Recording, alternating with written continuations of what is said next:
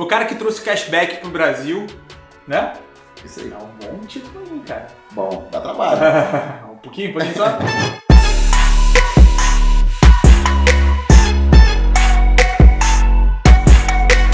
Bem, tô aqui com o Israel Salmen. Vamos lá, irmão. Muito obrigado, cara, por estar participando do programa. A gente tem um desafio grande de impactar a galera que tá na base da pirâmide. Costumo falar e venho falando assim com bastante gente desse ecossistema que bom que virou moda empreender. Que bom que virou moda pensar em inovação, desromper com a forma tradicional de fazer as coisas. Eu acho que é só o começo, cara. Eu acho que estamos num momento onde alguns empreendedores aí, depois de anos, né, passando perrengue aí, começaram a dar certo, e algumas empresas crescendo muito rápido. E esses empreendedores agora estão devolvendo, né, um pouco do conhecimento, de tudo que já fizeram de errado e todo o aprendizado que já fizeram ao longo dos anos, estão devolvendo para quem está começando. Isso ajuda as pessoas que estão começando a irem mais rápido. Toda a cadeia, né? O investidor que apostou no cara e teve sucesso, ele volta a empreender, estimula outros empreendedores que tinham receio de entrar. Então eu realmente acho que a gente está só no começo assim, desse movimento, sabe? Eu acho que vai acelerar muito ainda. Eu acho que nos próximos 10 anos nós vamos ver muita coisa legal surgindo, muito empreendedor fazendo coisa bacana. Como que é pra você saber que você está fazendo parte dessa história? Eu fico super empolgado, cara. Eu comecei a empreender com meus 13, 14 anos e já aprendi muito aí ao longo todos esses anos. Estou com 30 anos agora e ainda tenho a sensação que tem muito para aprender, sabe? Então, assim, é legal fazer parte desse movimento, tá no início, mas ainda mais legal saber que daqui a 10 anos eu vou estar fazendo a mesma coisa. Você é de Governador Valadares. Isso aí. Quantos habitantes? Cara, GV tem ali uns 200 mil mais. Mas tem alguma coisa diferente em GV? Porque é um polo de empreendedorismo...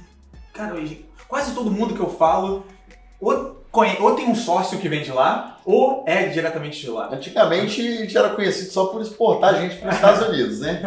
Eu fico feliz em saber que... GV do lado de Nova York. Talvez a gente perdeu muito empreendedor bom para a América, né? O pessoal foi para os Estados Unidos para trabalhar lá e deixou de empreender no Brasil, mas eu fico feliz em saber que tem o Kaiser, João Pedro e vários outros empreendedores que eu admiro de Valadares. Então eu fico feliz em saber que minha região, minha cidade natal aí tá começando a criar alguns talentos. Acho que é legal porque já quebra um paradigma, né? Muita gente fala, cara, eu moro numa cidade pequena, então isso é um limitador para eu desenvolver algum business. Nada, cara, eu sempre procurei me cercar de pessoas que eu admirava muito, sabe? Pessoas melhores que eu. Então isso começou lá no colégio, eu sentava do lado dos caras mais inteligentes, cara, que eu queria ir melhor nas provas, queria mandar melhor. Então eu sempre procurei fazer isso. E eu acho que é possível você fazer isso de qualquer lugar. Hoje mais fácil ainda, né? Hoje mais fácil ainda. Então, hoje com rede social, com LinkedIn, etc., que você consegue mandar uma mensagem e se conectar com essa pessoa que você admira. Você usou isso, inclusive. E uso até hoje. Mando muita mensagem. Mas tem um turning point aí usando essa Em 2012 me conectei ali com players importantes do meu mercado de cashback, players internacionais, né? Reino Unido e Estados Unidos, e consegui aprender muito ao longo dos anos com essas pessoas. Então, me apoiaram, me ajudaram bastante, teoricamente a troco de nada. Eu acho que eles têm um sonho de fazer algum tipo de negócio com eles no futuro, etc. Eu acho que eles investiram em mim, né, de forma não direta em dinheiro, mas me investiram com know-how e funcionou. O Melios cresceu no Brasil, somos aí o maior site de cashback da América Latina, apesar de não estar atuando na América Latina ainda, estamos focados no Brasil, mas hoje a gente tem um volume muito grande de vendas dos nossos parceiros no Brasil, então funcionou essa mentoria, né? E eu recomendo isso para todo empreendedor que está começando, procurar pessoas do seu mercado. Você está empreendendo, sei lá, está abrindo uma lanchonete, que tipo de lanchonete você admira? Procura o empreendedor que é o fundador dessa lanchonete, pega umas dicas com ele, veja como é que ele chegou lá. Então acho que esse é um caminho importante. O empreendedor bem-sucedido geralmente ele tem essa característica de querer apoiar quem está começando na iniciativa dele, né? O bem-sucedido ele não tem essa preocupação tanto com a concorrência, né? Não, eu acho que não tem esse sentimento de concorrência assim. Eu acho que a gente tem meio que uma dívida, sabe? Eu pelo menos sinto isso assim, por isso que eu sempre quando eu posso eu tento ajudar o máximo de empreendedores também. O meu Instagram, por exemplo, ele não é um Instagram pro Melios, né? Eu acho que o principal motivo que eu comecei a investir, gerar conteúdo ali pro meu Instagram foi para ajudar outros empreendedores. Porque, comecei a ficar sem tempo, focado no business, um time grande para cuidar, diversos desafios. Então não tem tempo para tomar um café ou almoçar com um empreendedor que está começando. Mas eu tenho um Instagram ali que durante o carro, a caminho do trabalho, eu posso gravar algum tipo de conteúdo e compartilhar. Então eu tenho esse sentimento assim de realmente de dívida, de ajudar mais pessoas a atingirem aí resultados excelentes e dar dica para essas pessoas cortarem caminho e chegarem mais longe mais rápido. Muito bom. A gente sabe, e cada vez mais pessoas sabem, que a ideia ela não tem esse valor tão grande que a maior parte das pessoas imaginam que tem. Mas todo mundo tem uma ideia em algum momento, e algumas dessas ideias são grandes ideias. Fala aí, qual foi sua grande ideia, grande sacada, que foi o divisor de águas aí? Cara, acho que o meu divisor de águas, na realidade, foi entender que uma ideia não vale absolutamente nada, né? E acho que os empreendedores estão começando e até pessoas estão intraempreendendo, estão dentro de uma empresa e têm alguma ideia.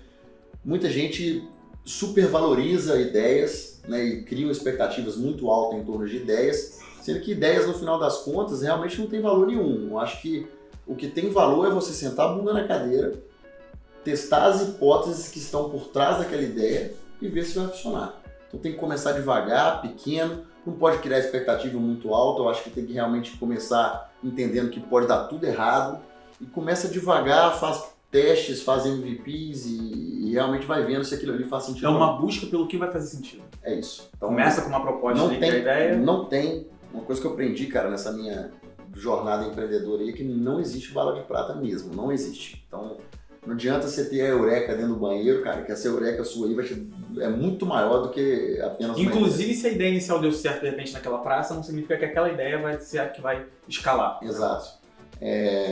Então, assim, ideia realmente eu acho que é um motivador para você começar a tentar, mas é bom botar a bunda na cadeira, esfriar a cabeça e pensar assim com muita calma e de forma muito racional, por onde começar a testar essa ideia para ver se essa ideia faz sentido. Então vai com calma. Não apavora, não. Como surgiu o Melios? O Melios surgiu de uma insatisfação nossa com programas de fidelidade. Então a grande ideia foi, tem diversos programas de fidelidade por aí, onde você junta milhões de pontos, milhares de pontos e não consegue trocar por nada. Ou se consegue trocar é por uma batedeira, só que na realidade você queria trocar por um iPhone. Então eu era usuário desses programas de fidelidade e não estava feliz com eles. E, como que eu crio um negócio melhor, algo melhor do que esses programas de pontos, que vai deixar o usuário final mais feliz? Foi daí que veio a ideia do cashback, que é basicamente facilitar todo esse sistema de pontos, cortar a burocracia dos pontos e facilitar a vida do usuário final. Ganha um cashback. O cashback eu resgato para minha conta bancária, fim de papo, fim de história, sem burocracia. Simples. E foi daí que veio essa eureka. E aí nós lançamos essa eureka no mercado achando que ia ser um estouro, um negócio absurdo. E não foi. O buraco é mais embaixo. Você precisa realmente saber chegar no mercado da forma correta. Vocês começaram com varejo tradicional ou e-commerce? A ideia inicial era começar no varejo tradicional, porque os grandes programas de fidelidade que já existiam, né, lá em 2011, antes de 2011, eram programas de mundo físico, de varejo tradicional. Só que, eu tinha ali meus 21, 22 anos, estava começando a empreender, ainda não tinha know-how para fazer programas de fidelidade para varejo tradicional. E o varejista tradicional é um varejista de mais idade, mais conservador. Então imagina um moleque começando uma empresa vendendo para esse tipo de pessoa. Era a chance quase que nula, assim, né, de dar certo. E foi por isso que a gente decidiu começar, um dos motivos que a gente decidiu começar no mundo online. No mundo online, o moleque de 21, 22 anos não precisava sentar na frente de ninguém para vender ideia nenhuma. Era tudo atrás do computador. Então ficava mais fácil fechar as parcerias com Americanas, com Submarino, com Hotéis.com, com Booking, com várias outras Até lojas. também já estava no DNA dessas lojas. Um pouco, tá? Ainda não existiam programas de afiliados em todas elas, e elas ainda estavam começando a trabalhar esse tipo de coisa. Quando a gente começou em 2011 era tudo muito manual, sabe? Era manual demais. Eu lembro que fechava um mês, as lojas mandavam os relatórios de venda pra gente no Excel e a gente subia essas vendas para os extratos dos usuários que fizeram a compra e depois os usuários resgatavam para a conta bancária e tinha mais. A transferência que a gente fazia para a conta bancária dos usuários era manual. A gente ia pro banco com envelope, colocava o dinheirinho dentro do envelope e fazia transferência para os usuários. Só passou a automatizar quando passou a fazer sentido automatizar. Cara, a gente automatizou. Eu lembro que a gente automatizou no dia que a gente foi no banco fazer uma transferência para os usuários, era uma segunda-feira, e batemos lá no banco, chegamos no caixa, a mulher falou que não ia fazer. A mulher falou, não vou fazer. Se eu for fazer essa transferência para você, que era uma caixa, cara, cheio de dinheiro para mandar para os usuários, cashback. E ela falou, não vou fazer. Se eu for fazer, eu não vou fazer mais nada hoje. Vou ficar agarrado aqui o dia inteiro. E aí foi nesse dia que a gente falou assim, cara, não tem condição. Agora realmente... Ela acabou fazendo. Gravamos, fez com uma cara de azeda, tempo de fazer errado, né? E o cashback do usuário não chegar. Mas a gente acabou fazendo, ela fez tudo, só que nesse dia a gente tomou a decisão de automatizar e a gente automatizou. Mas quando a dor já ficou insuportável. Insuportável. Então a gente tinha 1 milhão de outras demandas, coisas muito mais importantes para lidar. Então realmente a gente está na nossa cultura, inclusive um dos pontos da nossa cultura é simplificar e priorizar. Ainda dá para fazer manual? Então a gente vai fazer manual. E a gente vai focar em outras coisas muito mais importantes para fazer o negócio crescer. E aí a partir desse dia que a gente decidiu automatizar e automatizou. Eu lembro que a gente chegou em casa, o Fli chegou em casa o nosso escritório é dentro de uma casa, com um apartamento. Ele chegou no escritório com a série de comprovantes dos depósitos. A gente esticou os comprovantes do início do apartamento até no final do apartamento e voltou os comprovantes depois. Foi e voltou, de tanto comprovante que a gente fez. A gente falou, rapaz, agora vamos fazer automatizar. História boa, mano. Mas era assim, muita coisa a gente fez no modo. Muita gente tem dificuldade nessa hora de priorizar. Você falou simplificar e priorizar como cultura. A gente também tem até hoje, tá? Não. Isso daí é um negócio complicadíssimo, mas a gente vem aprimorando cada vez mais e aprendendo. Porque esse processo de decisão, ele é o quê? O que dá mais retorno é mais fácil de fazer? Como que vocês priorizam esse tipo de coisa? Eu acho que sim, a gente analisa essa questão de dar mais retorno ou não, analisa o ser mais fácil ou não, vai colocando tudo numa balança. E no final das contas tem um outro fator que a gente considera também, que é a confiança de quem está colocando aquela ideia ali. Então o cara fala, se ele acha que é fácil desenvolver, que vai dar um bom retorno, qual que é a confiança realmente dele naquilo que a gente está falando? Então a gente pega essa equação aí, meio que prioriza, mas a gente não faz isso uma só pessoa colocando em ordem todas as demandas, não. A gente tem um comitê que é formado pelos Product Managers do Melis hoje, os diretores, o CEO, e a gente senta para definir a ordem juntos, então é uma decisão que não é top-down nem nada, a gente analisa muito bem tudo que foi proposto ali por um determinado trimestre para ser desenvolvido e a gente vai lá e prioriza. Ano de fundação do Melis? 2011, setembro de 2011. Vocês tiveram um momento importante quando vocês tomaram a decisão de ser acelerados, não teve uma história como essa? Isso. Nosso dinheiro estava acabando, cara. No final de 2012, nosso dinheiro estava acabando. Eu lembro que faltava 2 meses para a gente meio ficar sem grana, a gente não ia ter como... Enfim, a gente ia acabar arrumando um jeito de continuar, mas nosso dinheiro estava acabando. A gente ia ter uns 2 meses do dinheiro que a gente tinha em caixa para continuar ainda sobrevivendo. E fomos aprovados no Startup Chile, que é algo que eu recomendo bastante também para o empreendedor. Sua primeira turma? Não, foi o Batch 5, o 5º Batch. E aí a gente foi lá para Santiago, ficamos em Santiago 6 meses, eu e o Ofli, meu sócio. E a gente aprendeu muito lá, assim, sabe? Recebemos uma graninha lá do governo chileno, na época era R$80 mil. E pra gente foi como se fosse 8 milhões. Assim. Foi um negócio absurdo, porque o conhecimento que a gente adquiriu lá, não porque o Startup Chile passou esse conhecimento pra gente, mas porque ele nos permitiu nos conectar com diversos outros empreendedores do mundo inteiro. Todo mundo que eu ouço falar do programa, cara, tem uma gratidão pelo programa, porque foi deslojava, eu acho que todo mundo... Cara, a gente entrou num coworking lá do programa que tinha outras 100 empresas de diversas áreas, com empreendedores excelentes, galera inteligente pra caramba, do mundo inteiro e com know-how, assim, um diferente do outro. Um cara era muito bom em marketing, growth, o outro cara era bom em comercial, vendas, e aí você ia conhecendo todo mundo e você vai trazendo esse conteúdo para dentro e vai aplicando no seu negócio. Então, pra gente foi absurdo e foi por causa disso que eu estava até contando aqui antes de começar, que a gente saiu de R$700 mil em vendas no ano em 2012 para passar de 30 milhões em 2013. Depois disso não parou mais, cara. Assim, né, cara? Depois disso não parou mais, né? Saindo de 30 milhões, 160 milhões no ano seguinte. É o famoso taco de golfe. 350, 540, 1 bi, hoje a gente está quase 3 bi ano de vendas. Então, o Startup Chile ele meio que ligou, ele nos colocou no trilho. Eu acho que é um papel que você está fazendo agora, assim, que é pegar o empreendedor que está começando e falar assim, mano, viaja não. Veja só. Faz um MVP, testa seu negócio, vê se o negócio está com Product Market Fit. Você não vai investir antes de estar pronto para ir para o mercado. Então, acho que essa lição foi a lição que o Startup Chile nos ensinou, entendeu?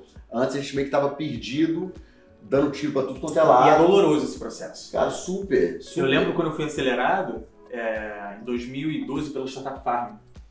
Início de 2012. Final de 2011 e início de 2012.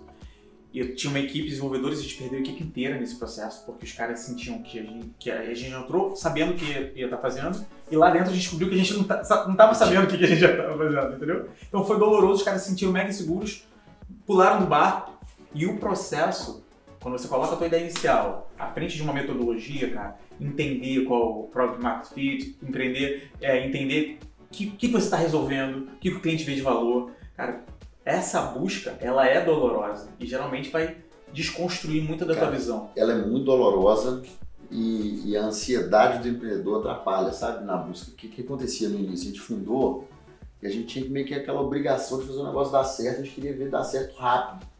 E isso é o principal inimigo, eu acho, do empreendedor, sabe? Você tem que ir devagar, sabendo que o negócio evolui devagar, só que a gente não queria isso. E aí o que a gente começou a fazer? A gente pegou o dinheiro que a gente tinha no início e começou a fazer marketing, trazer mais usuários, adquirir usuários, só que o nosso produto era uma merda. A retenção do produto era péssima, e aí o que a gente estava fazendo basicamente na prática era enchendo um balde furado de água. Então a gente colocava água pra caramba no balde e a água ia embora. A água são os usuários eles compravam uma vez com o Melios para ganhar o cashback deles, nunca mais eles voltavam, cara. O produto era muito ruim, eles não entendiam como é que funcionava, a comunicação pós-compra também era péssima. O usuário acabava deixando o cashback dele aqui, nem lembrava que tinha cashback, não voltava mais para buscar, e não comprava de novo. E no nosso business, não somente no nosso business, qualquer business B2C, é LTV na veia. Você tem que fazer o usuário comprar várias vezes, o produto tem que ser muito bom, a retenção tem que ser altíssima. A tua régua de custo com aquisição tá diretamente no teu farol de LTV. É isso. Tem que comprar barato e fazer o usuário fazer várias compras ao longo do tempo. E tem que fazer o negócio funcionar. Então a gente estava muito ansioso no início, o produto não estava pronto, a retenção ruim. Isso atrapalhou muito, a gente perdeu uns 2 anos, né, por causa disso. Mas deu tempo de salvar. Equipe, os fundadores, como que foi isso? Eu e o Ofli, nessa época, basicamente a equipe era eu e ele. Assim, a gente terceirizava o desenvolvimento, que é algo que eu não recomendo para ninguém. Mas foi importante. Foi importante pra gente dar o play inicial, mas assim, eu não faria de novo de jeito nenhum, não recomendo pra ninguém, assim, traz um sócio desenvolvedor.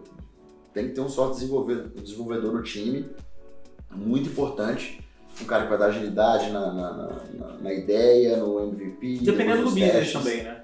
Porque o business não tinha uma solução de plataforma para você pagar um site da vida. O nosso a gente precisava tinha que criar um negócio, né? Criar e ir testando. Então a gente precisava de um sócio desenvolvedor, a gente não tinha. Inclusive foi durante o Startup Chile que a gente trouxe um sócio desenvolvedor e o negócio começou a ir muito mais rápido. Então fez super sentido. Assim. E essa luta, essa ansiedade pro time, vocês conseguiram passar bem por isso? É isso que eu tava falando. Cara, basicamente era eu e o Ofli, assim, né? E a gente já empreendia antes, né? Antes do Melios, eu e o Ofli, a gente fundou uma gestora de investimentos, uma Asset. A gente ficou 3 anos nessa Asset. No final da Asset a gente estava meio que desanimado já com o mercado financeiro, a gente não estava tão feliz mais no negócio, a gente acabou vendendo a empresa. Só que a gente já meio que já tinha o estômago já aguentava a pressão, sabe? Daí o Ofli a gente já vinha de uma jornada empreendedora, então o nosso estômago já era um estômago forte ali para aguentar a montanha-russa. Já entendia que era a busca, né? Já entendi. Cara, eu costumo falar isso sempre quando tem oportunidade, né? O Lucas, nosso CEO, ele tem uma frase que eu gosto de repetir bastante, cara, que é o seguinte: empreender é a arte de se fuder diariamente e não desistir. Então a gente aprendeu isso rápido. Então a gente sabia que, cara, sempre ia dar merda. O tempo inteiro dá merda. Até hoje dá muita merda. Toda semana a gente tem algum problema, pica gigante pra resolver. E aí você tá na bad, na baixa, e depois você consegue resolver, você é a pessoa mais feliz do mundo. E aí começa o ciclo de novo e vai. Mas é a vida, assim, sabe? Então eu e o Ofli, a gente meio que já tava acostumado com isso. Então a gente tomava muita porrada, o dinheiro acabando, prestes a falir a empresa. Era sempre o que a gente vai fazer agora pra resolver. É isso. Era meio que uma jornada sem fim e pra gente era inevitável que a gente ia conseguir chegar lá, entendeu? Na nossa cabeça a gente tava sabendo. Talvez a gente ia ter que mudar o business inteiro pra conseguir chegar lá. Isso não era problema pra gente. E talvez, inclusive, a gente tivesse que fechar aquele business e abrir outro. Mas pra gente era inevitável que a gente ia conseguir construir alguma coisa que gerasse muito valor pra sociedade, que impactasse muita gente. A Endeavor chegou na sua vida em que ano? A Endeavor, na verdade, a gente já vinha meio que com proximidade com a Endeavor desde 2013, 2014, mas a gente entrou no processo para se tornar empreendedor Endeavor mesmo, que é o processo principal da Endeavor, em 2015, em março de 2015, e foi em 2016, março de 2016, que a gente finalizou o processo inteiro. O processo é bem longo, você conversa com diversos mentores da rede, empreendedores, etc. E foi em março de 2016, lá em Dubai, que foi o nosso painel de seleção internacional final, que a gente foi aprovado e entrou para a rede. Que é algo que eu recomendo para todo mundo. A Endeavor hoje tem programas para quem é um pouco menor, médio, grande, gigante. E o que eu mais gosto da Endeavor, cara, é realmente a rede que ela te abre, assim. Então, eu me conectei, eu tive oportunidade de conversar com empreendedores e que eu admiro muito, gigantes. Eu jamais achei que eu ia sentar perto dessas pessoas com tanta facilidade. Então, eu lembro de algumas mentorias que me marcaram bastante. Uma delas foi com o Stélio Tolda, que é o COO e fundador do Mercado Livre. Cara com mais de 20 anos de Mercado Livre, uma história gigantesca, IPO nas costas, um cara que financeiramente não precisa trabalhar mais e que está dentro do Mercado Livre hoje na batalha, construindo um negócio muito foda. Eu sou mega fã do trabalho que eles fazem. Eu tive 1h30 de mentoria com o Stélio, assim, um cara super humilde, batalhador. Com diversos desafios e no fogo cruzado. E tá ali, cara, no dia a dia. Então, um cara que eu admiro demais, sou mega grato por tudo que ele ensinou a gente lá no dia que a gente conversou. Sentamos com o Laércio Consentino, fundador da TOTOS, 1h30 de mentoria, Fábio Barbosa, ex-presidente do Banco Santander. Então, assim, sentando com a gente era pequeno na época ainda no processo, e o Fábio Barbosa 1h30 ali dando dica pra gente, cara, ex-presidente do Banco Santander. Então, são coisas que a Endeavor proporciona. Definitivamente mentorias que transformam. Transforma demais. E a gente senta com a maior humildade do mundo para escutar e aprender, né? Caraca, animal. O que você tem visto aqui, muita gente procura do ecossistema, empreendedores, como você falou, você mesmo tem esse tesão de fazer isso, devolver, né? Dos erros mais frequentes, o que você elegeria como top 3? Assim? O top 3 é muito, cara, mas o primeiro que me vem na cabeça, definitivamente, é o empreendedor que antes de começar já está buscando investimento. Isso é o mais comum, cara.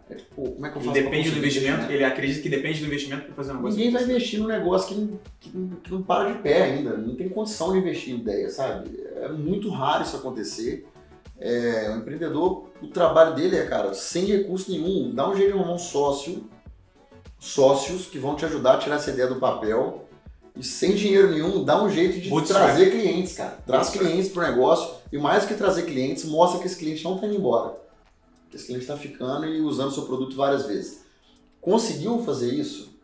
Aí eu acho que já está na hora de começar a conversar com o investidor, nem que seja um investidor pequeno, e aí está começando a chegar na hora de você falar com um VC, né, um Venture Capital.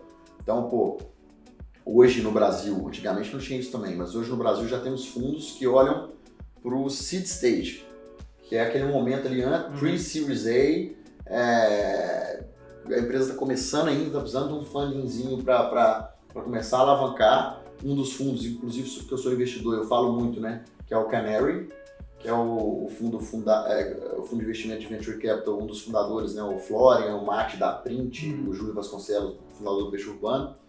É um fundo que investe só no seed stage, empresas estão começando, acho que o ticket deles é até $1 milhão. Eles investem nesses empreendedores que já provaram que tem um negócio bacana e que para de pé. Então, o empreendedor que está começando, não adianta gastar tempo agora olhando o investimento. Primeiro que é um negócio que gasta muito tempo. E segundo que você vai perder tempo, porque você não tem um negócio preparado para isso ainda. Então foca no negócio. E é fundamental você saber com o que você vai usar essa grana. É isso. Então, assim, às vezes o cara acha que sabe. Cara, esse é o principal erro, né? Esse é o principal erro. Eu lembro que a gente fez isso no Médici também, começou a buscar investimento antes da hora, lá no início e tal. E gastava um tempo assim, absurdo, a gente até chegava nos investidores para conversar, sentava. E eu costumo falar, cara, eu não teria coragem de investir em 2011. Eu não sabia nada, bicho, não sabia nada. Tava construindo um negócio, meio que fazendo marketing antes de ter produto. Então, assim, o empreendedor brasileiro ainda é muito cru mesmo. Ele tem que ir pro mercado, tomar qual é a prova de fogo quando o cara vem pra mim pedir investimento? Fala assim, eu te dou $1 milhão agora, você vai fazer o quê? Me responde agora. Porque quando o cara, de fato, está preparado para fazer investimento, ele vai saber responder onde vai cada centavo. Isso, o cara tá precisando, ele sabe. Não é precisando, ele tá naquela ânsia porque ele sabe que se ele colocar ali X reais em tal coisa, Já vai tem uma voltar máquina ali 3x. montada. Já tem uma máquina montada ali. E demora, cara, pra você ter esses números assim, né? Pra você mensurar tudo direitinho e tal. Então, esse pra mim é o erro capital, assim. Não perca tempo com isso no início, cara. Perde tempo arrumando realmente um time pra construir um produto básico que vai atrair clientes e reter clientes. Bom. Pra galera que tá ouvindo, lembrando que eles estão na base da pirâmide, o que você daria como uma dica? Assim, cara, olha, o filtro solar, lembra aquele texto do filtro solar, o que é? Uma dica? Cara, eu acho que a outra coisa, ter humildade nesse início é importante. Eu lembro quando a gente teve a ideia do Melios, lá em 2011, início de 2011, a gente não abria ideia pra ninguém. Putz. Tipo, a gente achava... CNCND aqui Cara, pra mim. era desse... Não, nossa, tem cada história pra te contar sobre isso, mas é ter humildade, cara, pra procurar as pessoas certas pra pedir dica em cima daquela sua ideia ali, né? Conversar muito com o cliente também. Então, assim, no início, saiba que você tem que conversar com pessoas, seja essa pessoa um cliente, seja alguma pessoa que já passou pelos desafios que você passou. Então, tenha humildade e sente com outras pessoas realmente que podem te ajudar. Naquela época a gente não fazia isso e, como eu falei, a gente perdeu 2 anos, perdeu muito dinheiro não fazendo isso. Quando a gente começou a fazer, o negócio foi. Bom, obrigado pra caramba pelo Tamo papo. junto, cara. A gente se vê. Valeu.